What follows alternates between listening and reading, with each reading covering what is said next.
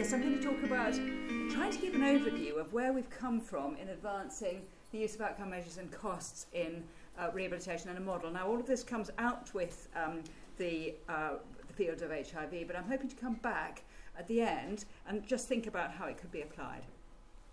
So, we know that rehabilitation is effective. There's now a strong evidence base from both randomised controlled trials and non-RCTs. We have a range of Cochrane reviews across different conditions, which we've largely brought forward through a collaboration with my colleague Farid Khan here in the Royal Melbourne Hospital, Melbourne University. So we started off with acquired brain injury, multiple sclerosis, breast cancer, and we've also at the same time looked in a parallel fashion at the non-RCT evidence. So in a world of increasing financial constraints, we need to know not only that it's effective, but that it's cost effective. And the ways that we can look at that is in terms of restoring independent function, so reducing the costs of ongoing care, or getting people back to work, and therefore financial independence. Now, there is quite a bit of evidence out there for cost effectiveness, and I've just summarised some of the articles here. So we had, first of all, Wood in the 80s, estimated lifetime savings of more than $1 million per patient. We have Khan in traumatic brain injury, showing that with an initial investment of $250,000, there were net savings over 6 years, equating to $21 million. There is Oddy, who actually comes from the same group as Wood, and confirmed in a larger study that there were lifetime saving costs up to $1.3 million for patients admitted up to a year post-injury, and slightly less if they're more than a year post-injury, but still, nevertheless, very significant savings at $860,000. And then our own study from UK-ROC, one of our initial publications, looking at the mean annual savings in care costs, which were approximately $26,000, and that offset the cost of the initial rehabilitation within 18 months. So there is some evidence already out there, but that's evidence gathered in the course of research largely, and what we wanted to try and do is try and see whether in the context of everyday clinical practice we could develop a system for gathering evidence to demonstrate the cost effectiveness. And there was a question we had, which is where the big hit is. Is it the large group of patients down with category C and D needs, as we call them, who have relatively minor injury and expected to return to normality, and their lifetime costs of managing them is approximately up to $50,000? Would it be the middle group whose lifetime costs are $50,000 to $500,000, but the expectation is to try and get them back to independence or work? Or indeed this very severe group who have long-term disability, expect to have long-term needs? Now, this group has lifetime costs of up to $5 million, so they're a very expensive group to treat. And so even though there are less of them, or fewer of these patients, we nevertheless have potential to make quite significant savings per individual patient. So that was the dilemma that we came across. And coming back to that severe disability, the reduction of care costs is important. So even if patients remain dependent, they can still make savings in the cost of care. And the algorithm and the model that we've got for that is take a patient with severe brain injury, say multiple trauma, they've been admitted for 4 months, specialist rehabilitation. Before they came into rehabilitation, had they gone straight into the community, they would have required a care package involving 2 live-in carers, costing approximately £2,500 a week. By the time they finish their rehab, they still need help, but they only need 1 live-in carer, and they've halved the costs of care.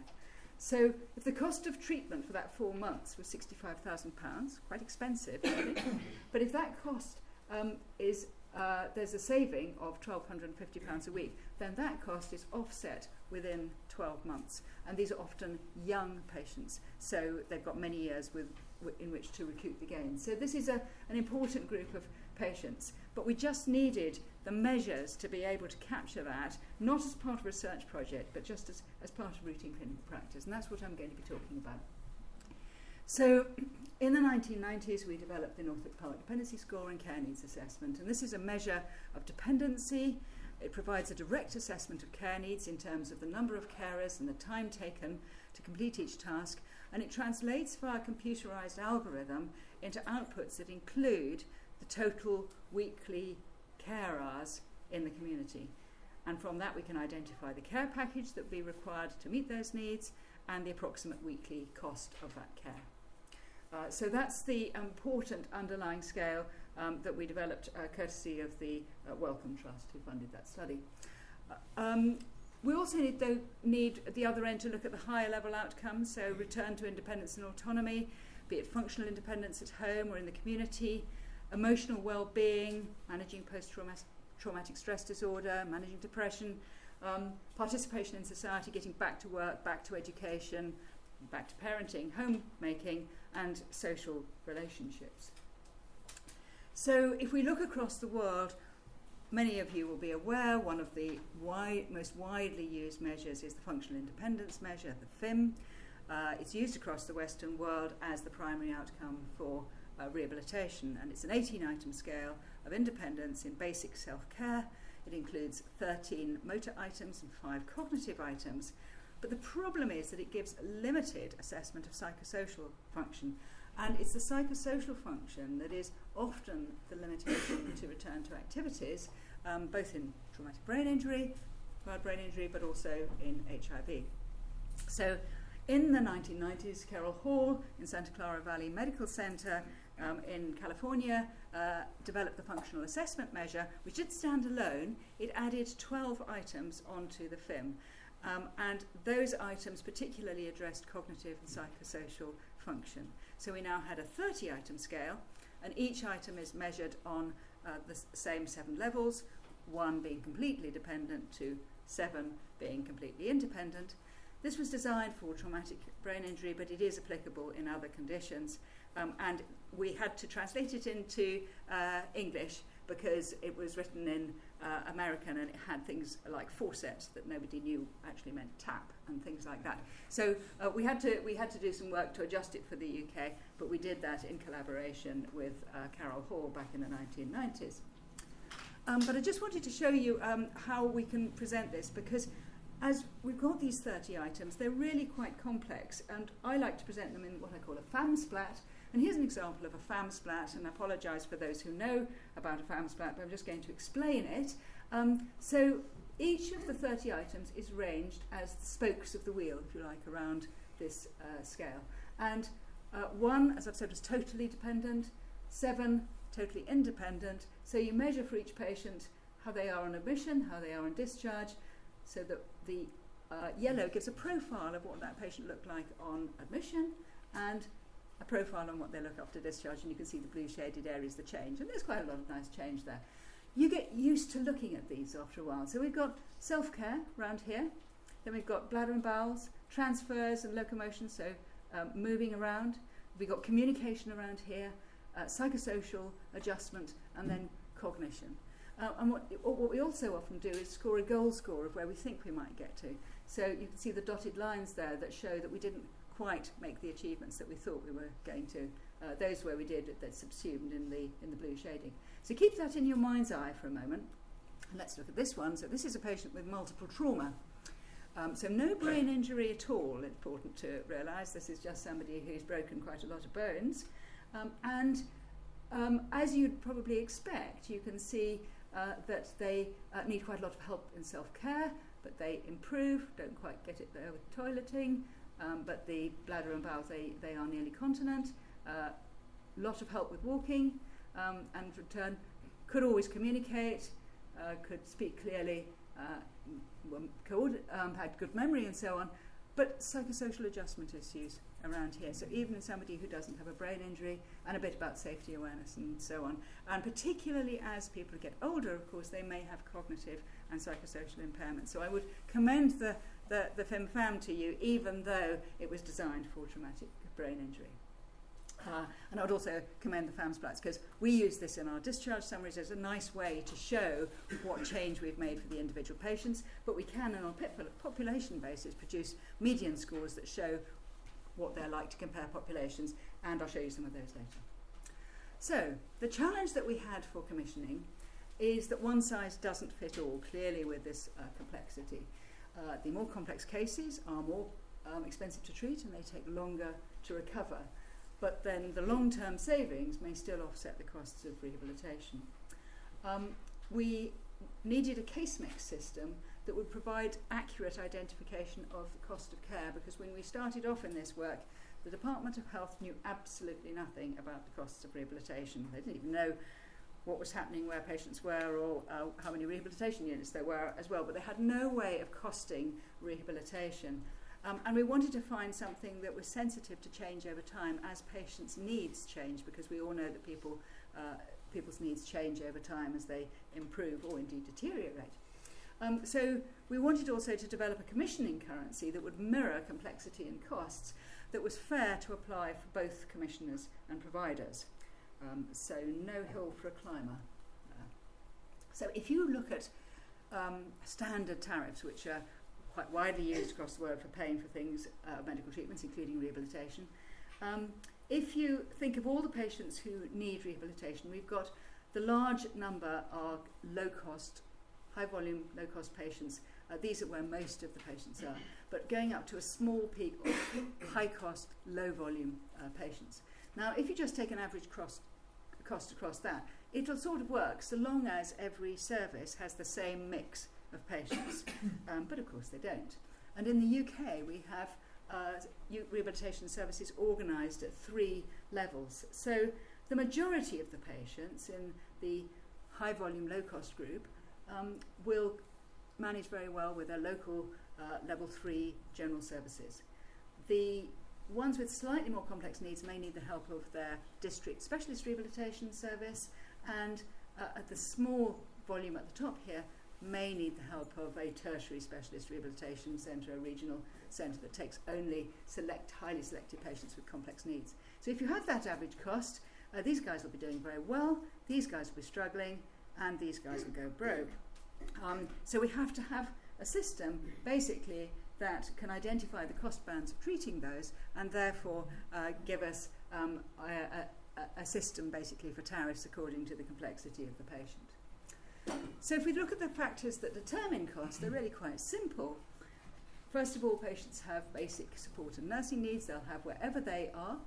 They'll have therapy needs, a number of different disciplines, the intensity of input, specialist facilities and equipment. Then they may have additional medical needs, such as the medical support environment if they're still unstable, procedures, investigations, and then finally the length of the programme, the bed days. Now, if you know all of that about a patient, then you know a lot that will inform the costs.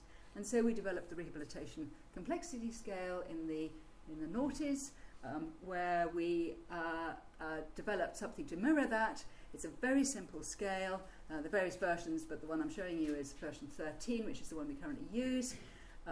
Care and risk, managing patients' nursing needs, therapy needs, medical needs and equipment needs, and it scores out of 22. And so that has become the basis for our complexity assessment. And if we look then at how those work out serially, because as I mentioned, rehabilitation needs and costs change over time. And so we took this example of a patient.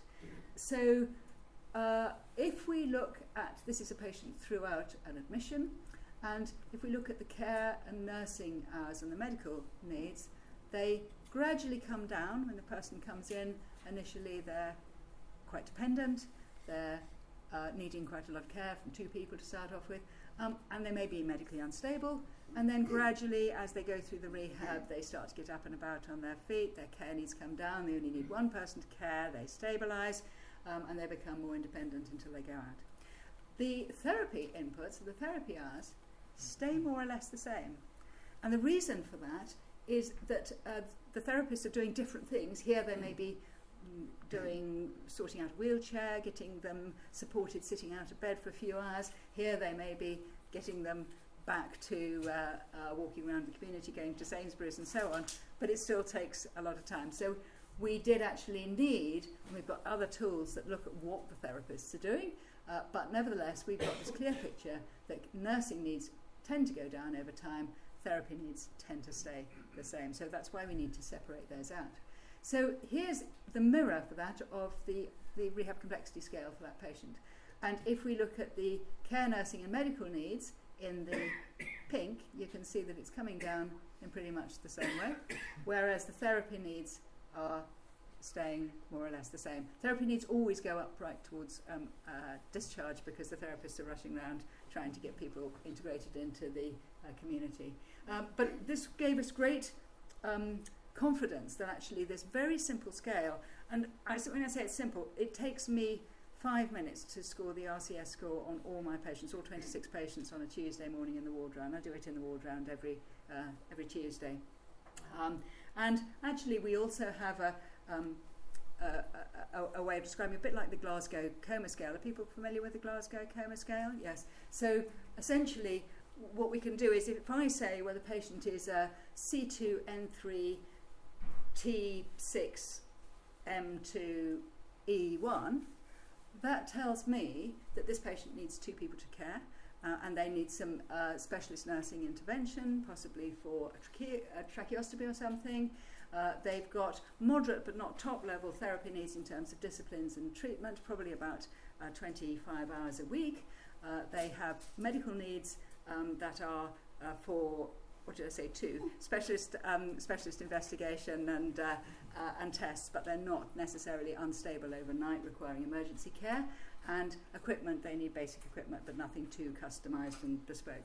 So I've got then an immediate picture, when I see that profile, of what that patient might be like, which I can then decide, can we manage that sort of patient at the moment on the ward, can we not? And it helps us to manage our waiting list, and that's what forms the basis of our discussion. So the whole focus of the tools that we've developed, I hope you're getting a sort of a feel here for it, is we try to make them as applicable to staff as possible, so that staff are engaged in collecting this information, because it provides them with what people want to know to plan care and treatment, and the picture of the FAM splat and so on gives you a nice picture of what you've achieved. It helps engage people in collecting the data, and that's really important when you want to start collecting information in routine clinical practice. You can't expect people to just carry on filling in forms and never give them any feedback about what it's like. But I set up the FAM splat as an initial thing back in when we first designed it. And the reason why I did is I realised that the therapist and the nursing team weren't necessarily filling it in on all of the patients. So I brought the FAM splat into the ward round, so each discharge ward round, when the patient goes home, we look at the FAM splat and just reflect as a team on how that patient's come, what they've done, how far they've gone. And so we get to see as a team whether we did better than we expected or less well than we expected, how they did, and sometimes we're pleasantly surprised and sometimes we're rather disappointed, but that's the way it goes. But the whole key there was that in order to generate the FAM splat, they had to put the data into the computer. So I knew that I would have the data in the computer if we looked at the FAM splat. So this is just to give you an idea of how we use these every day in our clinical practice. And the Rehab Complexity Scale forms the basis of our weighted bed day tariff, which is now the mandated currency for rehabilitation, specialist rehabilitation in the UK. And so it's based on serial measures of the RCS score. And essentially, here's a patient, which is pretty much the patient that I showed you actually. No, it is that same patient actually. And these costs are notional across the top there, but it just gives you an idea. So the RCS, total RCS out of 0 to 22 is divided into 5 bands. And so when the first person first came in, they fell in a heavy band. And then they needed quite a lot of intensive management, and actually they were quite unwell for a bit, so they became in the very heavy band. And then they went back to being the heavy, and then gradually medium and low band of RCS. And each band carries a different weighted bed day tariff. That's what I mean by weighted bed day tariff. So during this time, we were effectively being paid £548. During this time, £650, but as they came down, we were receiving less and less. And that gives us an incentive, as far as the provider goes, to move that person on to the next stage now, because we're not getting paid very much, and it would be much better to discharge on that patient to the next place and bring in another heavy one, which is what we're designed to do as a tertiary service. So we pass them on to perhaps back to their local district services, and they can carry on. So that's the model, and actually it works very well, and that is the system that we have. But we still need to justify these very high prices, because they look enormously expensive, and so we need to justify that. So the UK-ROC it stands, as we've said, for the UK Rehabilitation Outcomes Collaborative. It's a national clinical database that collects episode data for all patients admitted, so inpatients admitted to specialist level 1 district level, tertiary level 2 district level rehabilitation services in England.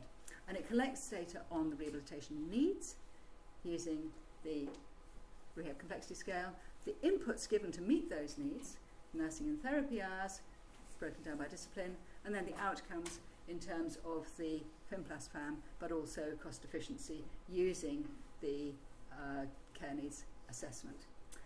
And just to say the rationale for that, if you're going to take in these complex patients and you're going to be paid more for managing those complex patients, then you need to demonstrate, first of all, that you're putting in complex care. You're not just having complex patients sitting around and you're not giving them what they need. So you need to demonstrate that they're getting the inputs that they need, and then you need to demonstrate that you're achieving outcomes and it's cost efficient. We now provide the National Commissioning Database, which I'll come on to.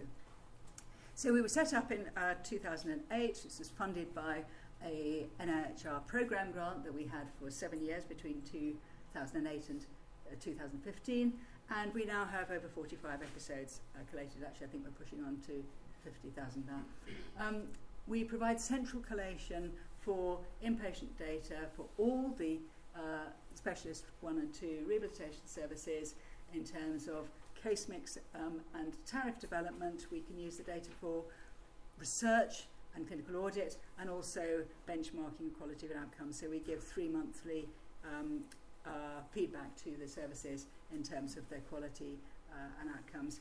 And since 2015, we're now directly commissioned by NHS England to provide their commissioning data set. We provide activity monitoring and performance monitoring against contracts that informs payment. We do the calculations that tell them what to pay on the basis of the weighted bed day, and that helps us provide them with information that they may need for capacity planning and service development, as well as having the benchmarking. So we really are being used now by NHS England to provide that, and the data is flowing centrally to all the central databases. So how do we do this cost efficiency then? So the Norfolk Park Dependency Scale and Care Needs Assessment, as I said, provides an estimate of cost per week of ongoing care in the community. So if we look at the change from admission to discharge, we get the weekly savings in the cost of care, and then if we extrapolate those over a year, so we multiply it by 52, that's the annual savings in the cost of care. So cost efficiency we measure as the time to offset the cost of the rehabilitation episode by savings in the ongoing cost of care, and the algorithm we have for that is the episode cost divided by the reduction in care costs per month is how we work that out in the system. And then we can also look at lifetime savings if we can compute the annual cost savings over the remaining years of life, and I'm going to be talking about that at the end. So all of this is now computerized into the UK-ROC database. So not only do people get the care costs and the care hours, but they also get these parameters can come out. So our first main big publication from UK-ROC, when we completed the study, used a data extract from 2010 to 2015, so a 5-year extract. Now this was all neurorehabilitation episodes that had complete data, the NPDS and the FIM-FAM data. Now, because we'd been evolving as a research project, it wasn't mandatory to complete all of these data, so not all of the units completed those data, but it was gradually increasing over time. We had 5,739 patients who had complete data, and these were mainly brain injury, but some spinal cord injury, some peripheral neurological, that's Guillain-Barré, peripheral neuropathy and so on, and progressive multiple sclerosis, Parkinson's and so on. So we had a bit of a smattering across those, and this was published in B&J Open. And here are our FAM splats I thought you might like to see. So it gives you an idea of the profile. So these are the median scores for each of those diagnostic groups. So here's acquired brain injury, which, as we might expect, have fairly global disability that improves over time. Here are the spinal cord injury, and again, as you might expect, no cognitive problems, no communicative problems, some adjustment issues, but the main bits of change are around self-care and mobility. Not dissimilar from the peripheral neurology, so the Guillain-Barré type patients who also have mainly self-care and mobility needs, again some adjustment issues, and similar with progressive conditions. So we get that FAM splat that gives us a profile of what those patients are looking like. If we turn to the cost efficiency, overall for this population, this group, which was 5,739, we had a mean length of stay of 30 days, so about 3 months in admission, so actually costing about £40,000 per episode. The mean reduction in care costs per week was around £500, and the time taken for that to offset that saving to offset the episode costs was approximately 18 months. Now, really interestingly, when we look across almost everything that we're doing, it was not dissimilar when we broke them up into the groups of acquired brain injury, spinal cord injury, peripheral neuropathy, and so on. And every time we've analysed this database, we've pretty much come out with the time to offset the savings as 18 months overall. It's terribly consistent, this finding. So this is really now quite helpful information that gives direct evidence from real-life clinical practice about the cost efficiency of rehabilitation. But we also, if you remember, we were trying to get at there's that very severe group and where the biggest hit was. So we divided the groups into 3 groups of dependency on admission. So the high group are those basically requiring 2 to care when they first come in. The medium group is people who need 1 person to help with their care needs when they come in, and then the low would be the ones moving more onto independence, probably more cognitive, behavioural, and so on, but starting to get independent.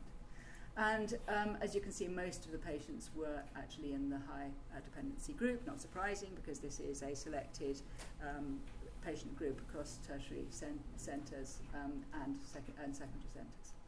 So the length of stay, if you look between the high dependency and the low dependency group, not surprisingly they stayed longer. In fact, they stayed about twice as long as the low dependency group. Therefore, they cost about twice as much to treat as the low dependency group. But when you look at the mean reduction in care costs per week, we have a 6 times reduction in care costs, a 6 times saving in this group. So in point of fact, even though these cost more in the first place, the time to offset the cost was only 14 months compared to 28 months in that group.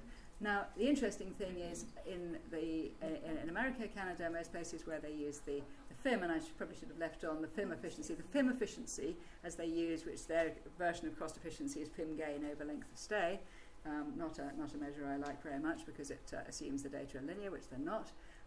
But anyway, if you look at FIM efficiency, it will always be highest in... Have I really only got 1 minute left? I thought I had till 10 o'clock. Yeah. Oh, is it? Yes, you have 10 minutes, so take your time. Thank you very much, because we're just getting to the exciting bit. Are we all right? Okay. Sorry, I was going over there. So anyway, so this is where it comes down to the most interesting bit. I will try and finish in time to leave a bit of time for answering questions. Is the estimated life savings. So we know, therefore, that specialist rehabilitation following acquired brain injury is cost efficient, especially for the high dependency patients. We've got that. But those patients also live less long because they're more dependent. So we've got less time over which to accrue those lifetime savings. So what we wanted to know is where the greatest lifetime savings lie. And so the aim of the latest study was to estimate lifetime savings in the ongoing care costs and comparing the 3 groups of dependency. And for this we used the traumatic brain injury group. And the reason why we did that is there's very strong data from Robert Chevelle and his team in US, where they have large longitudinal data sets. They have very good mortality data on traumatic brain injury. And their data is based on the FIM scores. We know that ability, basically mobility and swallowing ability are the key factors that affect life expectancy. So they use the FIM scores to basically try and identify the percentage of normal life expectancy that patients might have. And they produce tables, but basically here are the FIM scores for those of you who know them and are interested in them. But they're divided into 4 main groups. Walks well alone, so up and walking independently, 81% of normal life expectancy. Some walking ability, 66% of life expectancy. Can't walk but able to feed themselves, 56%. Can't walk and fed by others, 40%. So quite a big difference across there. But robust information about morbidity basically following a traumatic brain injury. So we then, since we have the FIM data, we're able to compute normal life expectancy applied to the UK normal life expectancy, because patients live longer in the UK overall. And we get that data from the Office of National Statistics. So those percentage of normal life expectancy and the predicted normal life expectancy for each patient is computed now into UK-ROC. So we get the lifetime savings computed individually for each case. And those basically are the weekly saving multiplied by 52, so the annual saving times the remaining years. Very simple to calculate. And again, we analyse them in 3 groups of dependency. So just going to show you quickly the data. 8 years of data now between 2008 and 2010, 2018. All 75 centres that have gone up that are level 1 and 2. And they were selected if they had a diagnosis of traumatic brain injury, so there were 6,000 of those, and complete NPDS FIM data. Still, not all of the level 2 services are required to collect these data. So we had about 3, 5, 7, 8 case episodes that had complete data. And we looked to see whether those matched the rest of the traumatic brain injury group and reflected those, and they were, by and large. So, demographics, mean age 50, length of stay 89, so very similar to the 90 days I showed you previously. Episode cost 43,000, very similar to the 40,000 I showed you previously.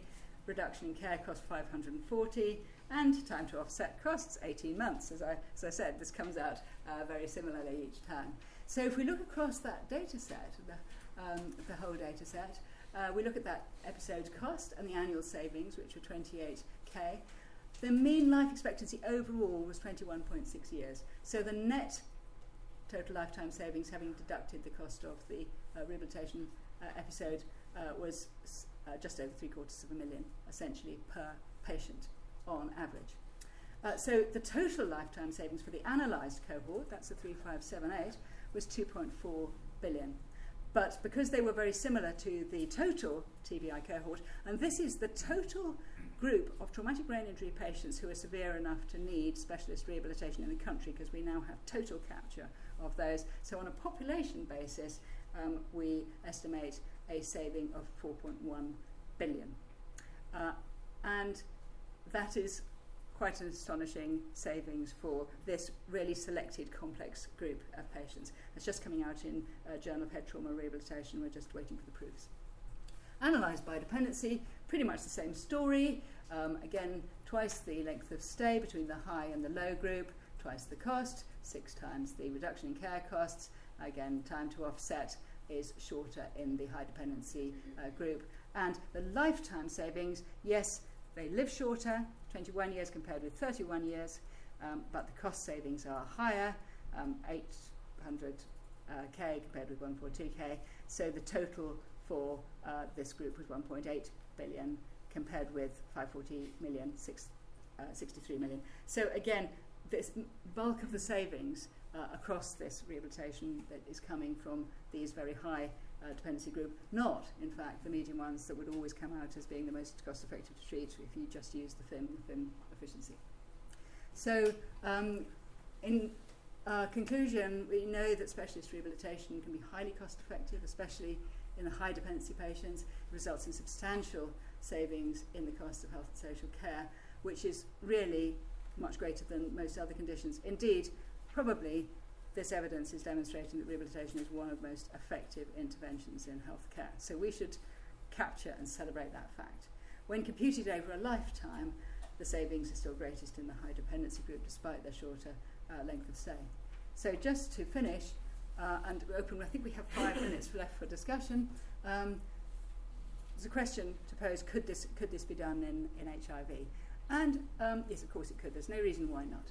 The tools are generic. They can be used across any condition, the needs for rehabilitation, nursing needs, therapy needs, equipment, medical needs. This is not specific to neuro rehab. The inputs provided, nursing hours, therapy hours, medical hours, no different.